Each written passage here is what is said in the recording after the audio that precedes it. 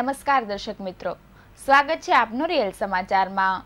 સમાચારની શરૂઆત કરતા પહેલા નજર કરીએ આજના મુખ્ય સમાચાર પર।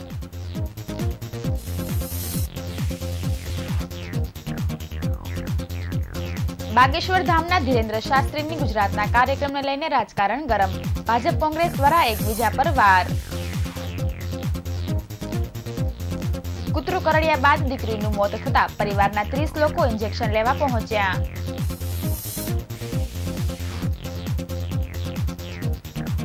વડોદરામાં સુવા બાબતે થયેલા ઝઘડામાં પતિએ પત્ની, પુત્રી અને 3 પુત્રોને મટન કાપવાના છરાના ઘા માર્યા। પીપલોદના લેકવ્યુ ગાર્ડનમાં નૌકા વિહારના ઇજારદારને 3 વર્ષ માટે બ્લેકલિસ્ટ કરાયો।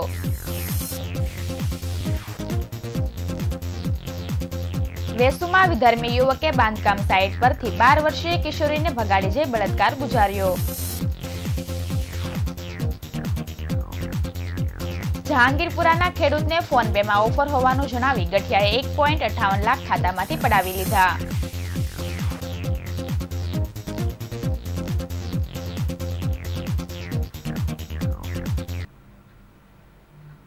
સમાચાર વિગતે જોઈએ।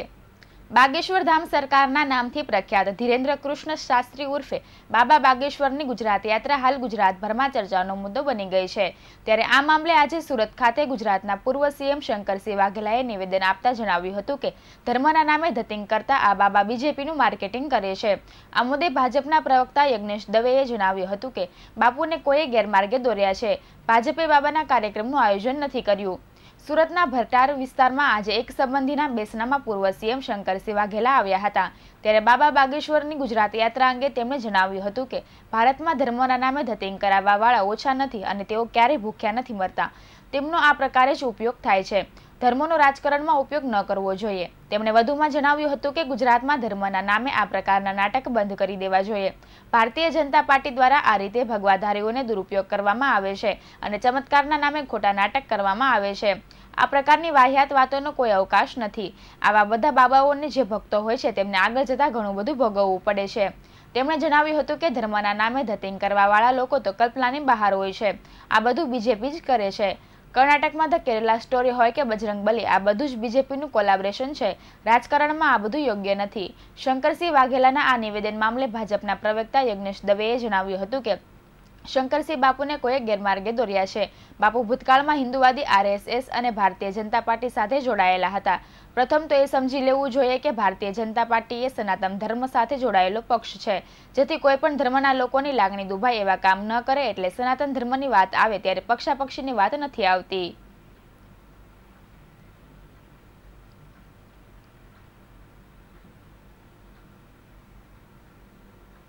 શહેરમાં રખડતા શ્વાનનો ત્રાસ વધ્યો છે।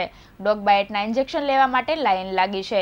સુરત સિવિલ હોસ્પિટલમાં એક જ પરિવારના 30 લોકો ડોગ બાઇટનું ઇન્જેક્શન લેવા પહોંચ્યું છે। નોંધનીય છે કે 6 મહિના પહેલા રખડતા કૂતરાએ બચકું ભર્યા બાદ હડકવાની અસર જણાતા સિવિલમાં દાખલ કરાઈ હતી। જે બાદ આ મોરાભાગલની 18 વર્ષની યુવતીને ચાલુ સારવાર છોડીને પરિવારના સભ્યો ભુવા પાસે લઈ ગયા હતા। જે બાદ થોડા દિવસથી તબિયત ખરાબ થયા બાદ વિચિત્ર હરકતો કરતી હતી। જે બાદ તેને હડકવાની અસર થયાનું સામે આવ્યું હતું। આ યુવતીનું અંતે મોત નીપજ્યું છે। આ યુવતીનું હડકવાને કારણે મોત નીપજવાની આખો પરિવાર ઇન્જેક્શન લેવા માટે સુરત સિવિલ હોસ્પિટલ પહોંચ્યો છે, જેના કારણે સિવિલ હોસ્પિટલમાં મોટી લાઈનો લાગી છે। આપને જણાવીએ કે યુવતીને કૂતરું કરડ્યા બાદ સિવિલમાં ખસેડવામાં આવી હતી, જ્યાં તેને હડકવાની અસર થયાનું નિદાન કરાયું હતું। જોકે પરિવાર તબીબી સલાહ ન હોવા છતાં જ્યોતિને ઘરે લઈ ગયો હતો, જ્યાં તેમણે ભુવાને બોલાવી વિધિ કરાવી હતી। આખરે સવારે યુવતીએ દમ તોડી દીધો હતો। આખરે પરિવારે તબીબની સલાહ ન માનતા અને ભુવાને કારણે યુવતીએ જીવ ગુમાવવાનો વારો આવ્યો છે। આ અંગે મળતી માહિતી મુજબ મોરાભાગળ વિસ્તારમાં શાકભાજી માર્કેટ પાસે રહેતા વિનોદ દેવી પૂજકના પરિવારમાં પત્ની ઉપરાંત એક દીકરી અને એક દીકરો છે। 18 વર્ષની દીકરી માતા પિતા સાથે શાકભાજી વેચવાનું કામ કરતી હતી। 2 દિવસથી તેની તબિયત ખરાબ હતી। તેને શ્વાન ચડતો હતો અને પાણી પીવામાં પણ તકલીફ થતી હતી। સાથે પાણી અને અજવાળું જોઈને તે ગભરાતી હતી। તેના માતા પિતા તેને સારવાર માટે નવી સિવિલ હોસ્પિટલમાં લઈ આવ્યા હતા। ડોક્ટરે તપાસ કરતા હડકવાની અસર દેખાઈ હતી। જે બાદ માતા મિતાબેને હોસ્પિટલમાં માહિતી આપતા જણાવ્યું હતું કે 6 મહિના પહેલા પગમાં રખડતા કૂતરાએ બચકા ભર્યા હતા। તે સમયે સ્મીમેર હોસ્પિટલમાં લેવામાં આવી હતી। જ્યોતિને નવી કિડની બિલ્ડિંગમાં 6D વોર્ડમાં દાખલ કરવામાં આવી હતી, જેનું ગુરુવારે મોત નીપજ્યું હતું।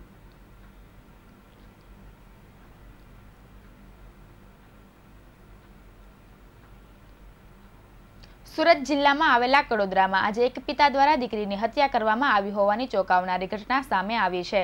સુવા બાબતે થયેલા ઝઘડામાં પિતા દ્વારા દીકરી, 3 દીકરા અને પત્ની પર મટન કાપવાના છરા સાથે હુમલો કરવામાં આવ્યો હતો, જેમાં પિતાએ દીકરીને 17 જેટલા ઘા મારી મોતને ઘાટ ઉતારી હતી. કડોદરામાં સત્યમનગર વિસ્તારમાં રામાનુજ શાહુ, પત્ની રેખાદેવી, દીકરી ચંદાકુમારી અને 3 દીકરાઓ સૂરજ, ધીરજ અને વિશાળ સાથે રહે છે. મૂળ બિહારનો રામાનુજ મિલમાં મજૂરી કામ કરતો હતો. રાત્રે ધાબા પર પત્ની સાથે સુવા બાબતે રામાનુજનો ઝઘડો થયો હતો. આ ઝઘડામાં કારણે દીકરી ચંદા અને તેના 3 ભાઈઓ દોડી આવ્યા હતા. માતાને બચાવવા માટે પ્રયાસ કર્યો હતો, જોકે પિતાએ સગા દીકરાઓ અને દીકરી પર મટન કાપવાના છરાથી હુમલો કરી દીધો હતો. રામાનુજે હુમલો કરતા પત્નીની આંગળીઓ કપાઈ ગઈ હતી. ત્યારબાદ તે થોડી દૂર જતી રહી હતી. માતાને બચાવવા આવેલા દીકરાઓ પર પણ પિતાએ હુમલો કર્યો હતો, જેમાં 3 દીકરાઓને ઈજા પહોંચી હતી. જોકે પિતાના હાથમાં દીકરી આવી જતા તેના પર ઉપરાઉપરી મટન કાપવાના છરાથી 17 જેટલા ઘા માર્યા હતા. માત્ર સુવા બાબતે થયેલા ઝઘડામાં પિતા એટલા ક્રૂર બની ગયા હતા કે મટન કાપવાના છરાથી દીકરીને હાથ અને ચહેરા પર ઘા માર્યા હતા, જેમાં દીકરીના ચહેરા પર ઘા મારવાથી આવેલા ચહેરાના 2 ભાગ થઈ ગયા હતા. દીકરીનો ઘટના સ્થળે જ મોત થયું હતું, જ્યારે માતા અને 3 દીકરાઓને ઈજા પહોંચતા હોસ્પિટલમાં ખસેડવામાં આવ્યા હતા. ઘટનાની જાણ થતાં પોલીસ પણ દોડી આવી હતી અને હત્યા કરનાર પિતા રામાનુજને ઝડપી પાડ્યો હતો. ચંદાના મૃતદેહને પોસ્ટમોર્ટમ અર્થે ખસેડવામાં આવ્યો હતો. તેનું પોસ્ટમોર્ટમ સુરત સિવિલ હોસ્પિટલ ખાતે હાથ ધરવામાં આવ્યું હતું. પોસ્ટમોર્ટમ બાદ ચંદાના મૃતદેહને પરિવારને સોંપવામાં આવશે.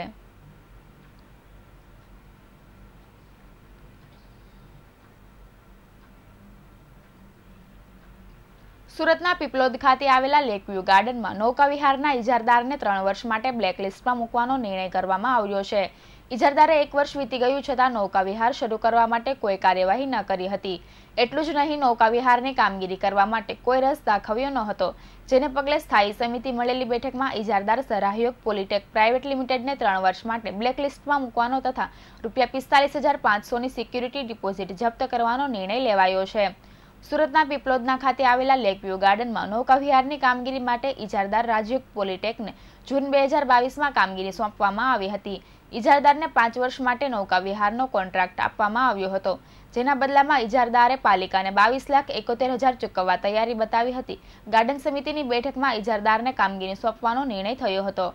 ટેન્ડરની શરત મુજબ ઇજારદારે પહેલા 6 માસના ભાડાની રકમ એડવાન્સમાં જમા કરાવવાની હતી તથા 5 વર્ષની કામગીરી માટે પાલિકા સાથે કરાર કરવાનો હતો. આ ઉપરાંત ટેન્ડરની શરત મુજબ લેકવ્યુ તળાવને સાફ રાખવાની જવાબદારી ઇજારદારના શિરે હતી. ઇજારદારે 6 માસનું એડવાન્સ ભાડું ચૂકવ્યું ન હતું તથા પાલિકા સાથે કરાર સુદ્ધા કર્યો ન હતો તથા તળાવ સાફ રાખવાની કામગીરી શરૂ કરી ન હતી. ઇજારદારને કામગીરી શરૂ કરવા માટે પાલિકાએ વખત નોટિસ આપી હતી, પરંતુ ઇજારદારે કામગીરી શરૂ કરવા કોઈ રસ દાખવ્યો ન હતો, જેને પગલે સ્થાયી સમિતિએ ઇજારદારને 3 વર્ષ માટે બ્લેકલિસ્ટમાં મૂકવાનો નિર્ણય કર્યો છે અને તેમને આપતી પાલિકા 45,500 સિક્યુરિટી ડિપોઝિટ પણ જપ્ત કરવાનો નિર્ણય કર્યો છે.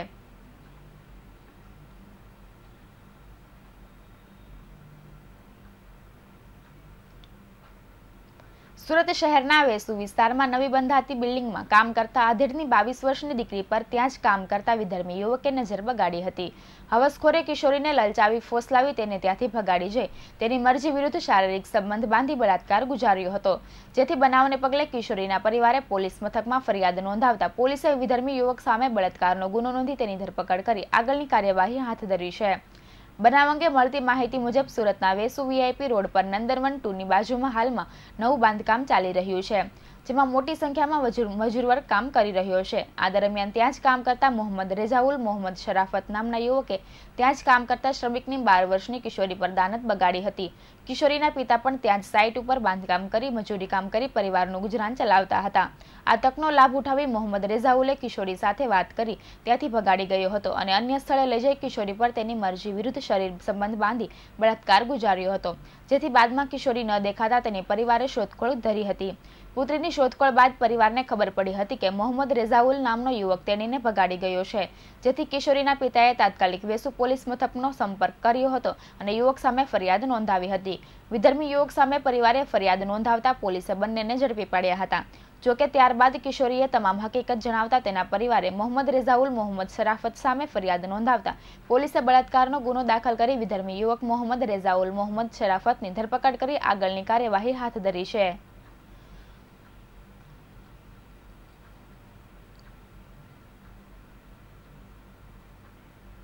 જહાંગીરપુરાના ખેડૂતને ફોનપેમાં ખાસ ઓફર આવી હોવાનું કહીને ગઠિયાએ ₹1,58,000 પડાવતા પોલીસે ગુનો નોંધીને વધુ તપાસ શરૂ કરી છે। જહાંગીરપુરા જલારામનગરની બાજુમાં પાર્થ રેસિડેન્સી ખાતે રહેતા રાજેશભાઈ સુખદેવભાઈ પટેલ ખેતીના ધંધા સાથે સંકળાયેલા છે। તેમના ફોન પર અજાણ્યાએ ફોન કર્યો હતો અને ગત તારીખ 28મી એપ્રિલના રોજ ફોનપે એપ્લિકેશનમાં ઓફર આવી હોવાનું કહ્યું હતું અને વિશ્વાસમાં લઈને જરૂરી માહિતી મેળવી લીધી હતી। બાદ ગઠિયાએ તેના એકાઉન્ટમાંથી ₹1,58,000 ઓનલાઈન પડાવી લીધા હતા, જે અંગે રાજેશભાઈને જાણ થતાં તેણે જહાંગીરપુરા પોલીસને ફરિયાદ કરી હતી, જેમાં પોલીસે ગુનો નોંધીને વધુ તપાસ હાથ ધરી છે।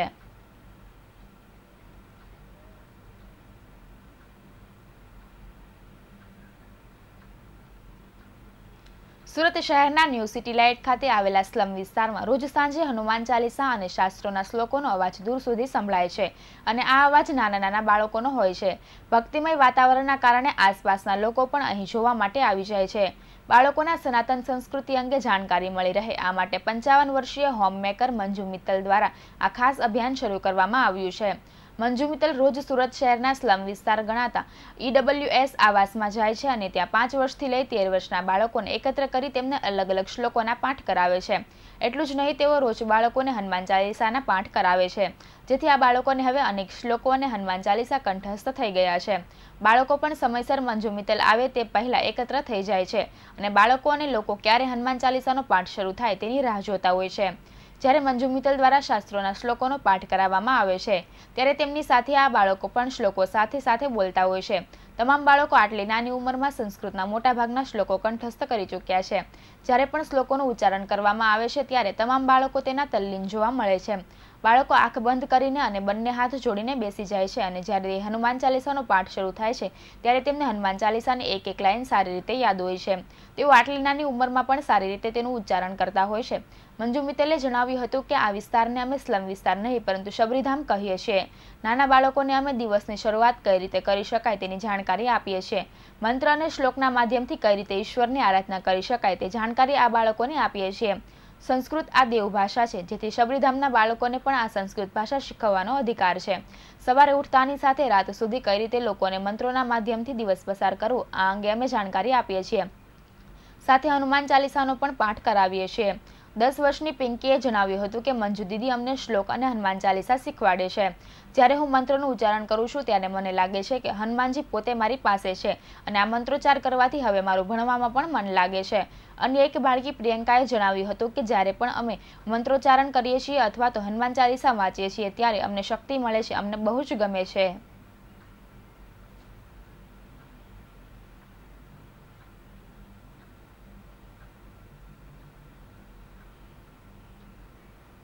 जवं मारुततुल्यवेगं जितेन्द्रियं बुद्धिमता वरिष्ठं वातात्मजं वानरयूथमुख्यं श्रीरामदूतं शरणं प्रपद्ये श्रीरामदूतं शरणं प्रपद्ये।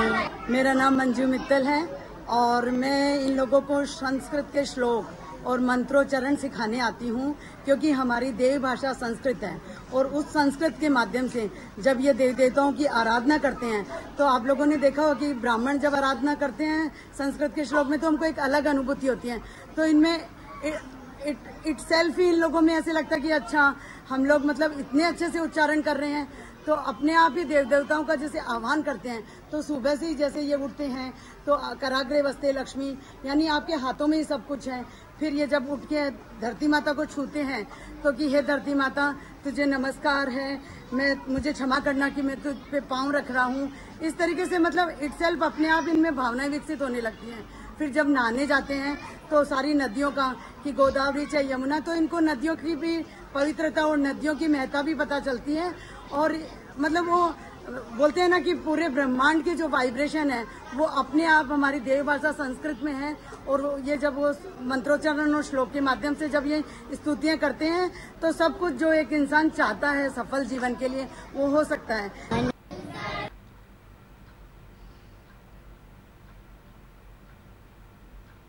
સુરતમાં વધુ એક ગર્ભવતી મહિલાનું અચાનક મોત થયાનો હોવાનો કિસ્સો સામે આવ્યો છે।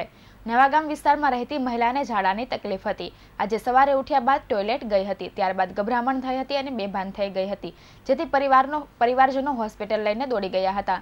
જોકે ફરજ પરના તબીબે તેને મૃત જાહેર કરી હતી. મળતી માહિતી પ્રમાણે મૂળ મહારાષ્ટ્રના રમેશ ગાયકવાડ પત્ની રત્ના અને 4 વર્ષની દીકરી સાથે નવાગામ વિસ્તારમાં આવેલી સરસ્વતી સોસાયટીમાં રહેતા હતા. સુરતમાં છેલ્લા 15 વર્ષથી મજૂરી કામ કરીને પરિવારનું ગુજરાન ચલાવી રહ્યા છે. હાલ તેમની પત્ની રત્નાને 4 માસનો ગર્ભ છે. ગર્ભવતી રચનાને ઝાડાની તકલીફ હતી. દરમિયાન આજે સવારે ઉઠ્યા બાદ ટોયલેટ ગઈ હતી. ટોયલેટમાંથી બહાર નીકળ્યા બાદ ગભરામણ થઈ હતી, જેથી પતિએ કહ્યું કે થોડો આરામ કરી લે. જોકે પત્નીને થોડી ક્ષણો બાદ પતિએ ઉઠાડતા તે ઉઠી ન હતી, તેથી પતિએ મકાન માલિક સહિતના લોકોને બોલાવ્યા હતા. પત્ની બેભાન થઈ ગઈ હોવાની પહેલા જ તો તેને ઉઠાડવાનો પ્રયાસ કર્યો હતો. ત્યારબાદ પરિવારજનો રત્નાને લઈને સિવિલ હોસ્પિટલ પહોંચ્યા હતા. સિવિલ હોસ્પિટલમાં ફરજ પરના તબીબે તપાસ કરતા ઘટનાને જાહેર કરી હતી, જેથી પરિવારજનોમાં શોકનો માહોલ છવાઈ ગયો હતો. રત્નાના મોતથી એકની એક દીકરીએ માતાની છત્રછાયા ગુમાવી છે. ગત 9 મેના રોજ વિસ્તારમાં રહેતી 23 વર્ષીય આશલતા ગોડાનું મોત થયું હતું, જેને 7 માસનો ગર્ભ હતો. રાત્રે છાતીમાં દુખાવા બાદ મોત થયું હતું, જેથી તેનું મામલતદારની હાજરીમાં પેનલ પોસ્ટમોર્ટમ કરવામાં આવ્યું હતું.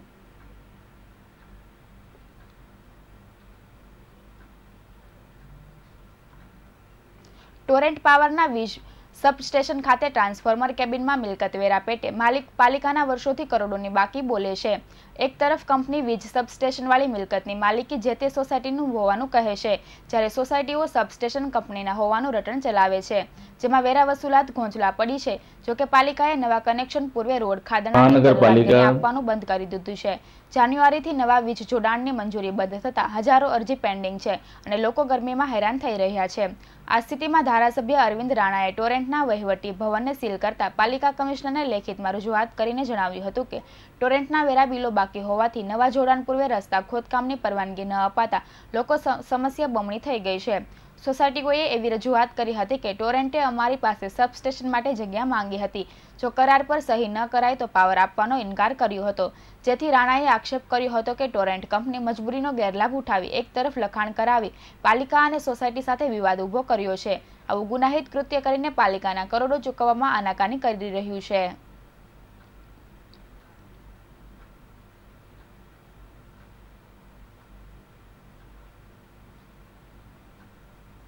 સુરત મહાનગરપાલિકા વિસ્તારની અંદર ટોરેન્ટ કંપની દ્વારા જે પાવર સપ્લાય કરવામાં આવે છે, એમાં અમારા વિસ્તારની અંદર ઘણી જગ્યાએ નવા પાવર કનેક્શન લેવા માટે કંઈ ફોલ્ટ થયો હોય તો રસ્તા ખોદાણની પરમિશન સુરત મહાનગરપાલિકાએ આપવાની બંધ કરી છે. જ્યારે મેં તપાસ કરી ત્યારે ખબર પડી કે સુરત મહાનગરપાલિકાએ 7 કરોડ રૂપિયા જેટલા ટેક્સના નાણાં લેવાના બાકી છે. તો આ સંજોગોની અંદર સુરત મહાનગરપાલિકાના કમિશનરે આ જે કંઈક ટોરેન્ટ કંપનીની જે કોઈ સેવાઓ છે એ સેવાઓ સુરત મહાનગરપાલિકાના પરિયોમાં આવતી હોય તો એ સેવા નહીં આપવાનો નિર્ણય એમને લીધો છે.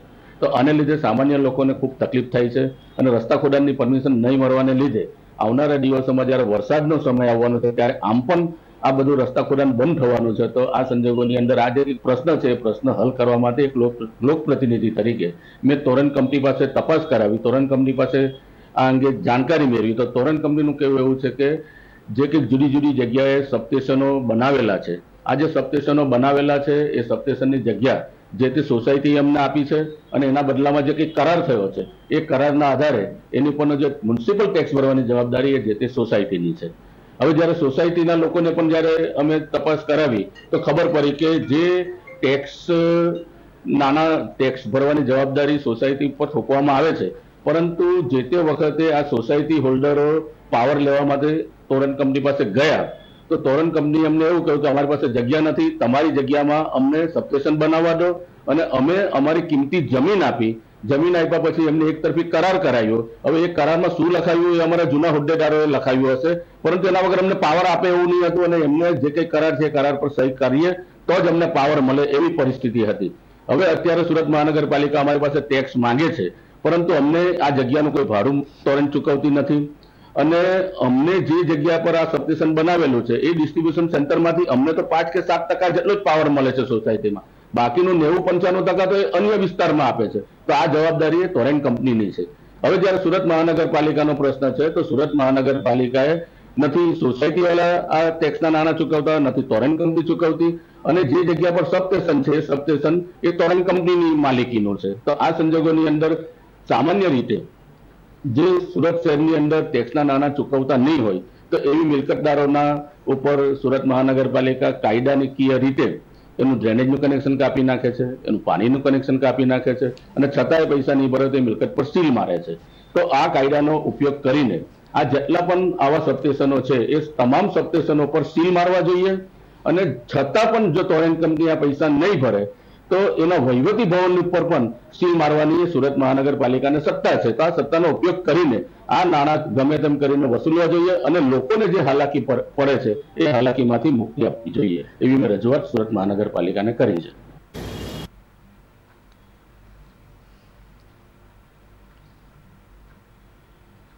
સુરતમાં રિક્ષામાં પેસેન્જરોને બેસાડી આગળ પાછળ કરી પૈસાની ચોરી કરતી ગેંગનો ત્રાસ સુરતમાં વધી રહ્યો છે.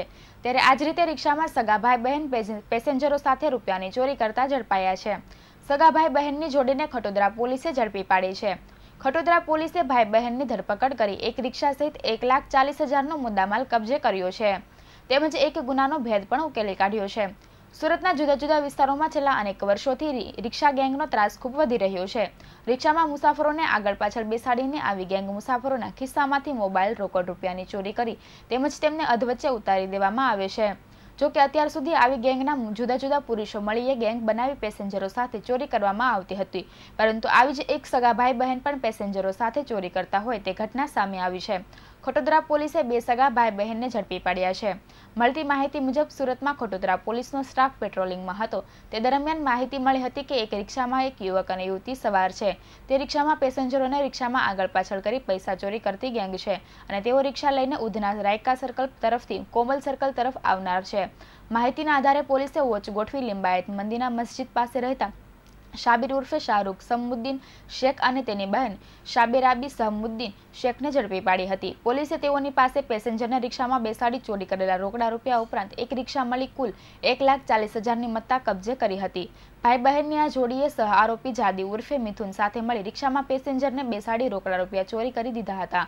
આ ઘટનામાં પોલીસે જાવેદ ઉર્ફે મિથુનને પકડવાના ચક્રો ગતિમાન કર્યા છે. તેમજ ભાઈ બહેન ઝડપાઈ જતા ખટોદરા પોલીસ મથકમાં નોંધાયેલા ગુનાનો એક ભેદ ઉકેલાઈ પામ્યો છે.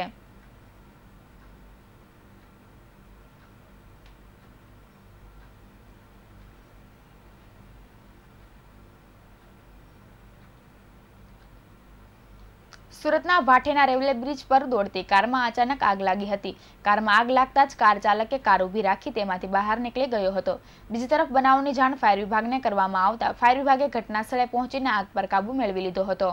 મળતી માહિતી મુજબ સુરતના ભાટેના રેલવે ઓવરબ્રિજ પર ચેતનભાઈ ભીમાણી કાર લઈને પસાર થઈ રહ્યા હતા. આ દરમિયાન ચાલુ ગાડીએ સીએનજી કિટમાં સ્પાર્ક થતા આગ લાગી હતી. કારમાં આગ લાગતા જ કાર ચાલકે બ્રિજ પર કાર ઊભી રાખી દીધી હતી. દરમિયાન આગની ઝપેટમાં કાર આવી જતા ત્યાં અફરાતફરી મચી જવા પામી હતી. બીજી તરફ બનાવની જાણ ફાયર વિભાગને કરવામાં આવી હતી, જેથી ફાયર વિભાગનો કાફલો ઘટના સ્થળે દોડી આવ્યો હતો અને ભારે જહેમત બાદ આગ પર કાબુ મેળવી લીધો હતો. સદનસીબે આ ઘટનામાં કોઈ જાનહાનિ થવા પામી ન હતી, પરંતુ આગની ઘટનામાં કારને ભારે નુકસાન થયું હતું.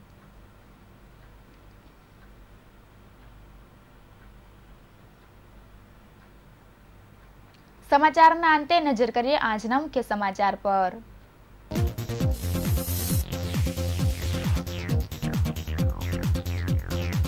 બાગેશ્વર ધામના ધીરેન્દ્ર શાસ્ત્રીની ગુજરાતના કાર્યક્રમને લઈને રાજકારણ ગરમ.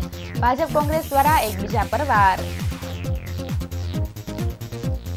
કૂતરું કરડ્યા બાદ દીકરીનું મોત થતા પરિવારના 30 લોકો ઇન્જેક્શન લેવા પહોંચ્યા.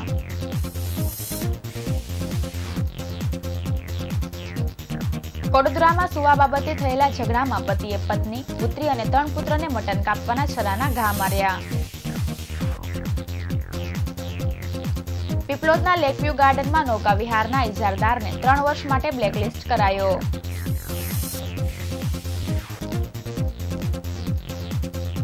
વેસુમાં વિધર્મી યુવકે બાંધકામ સાઇટ પરથી 12 વર્ષીય કિશોરીને ભગાડી જઈ બળાત્કાર ગુજાર્યો.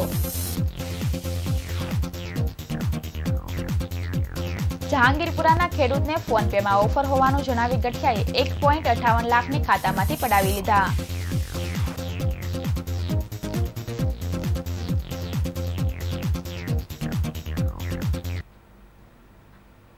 આ હતા અત્યાર સુધીના સમાચાર. નવી ખબરો સાથે ફરી મળીશું. ત્યાં સુધી રજા આપશો. નમસ્કાર.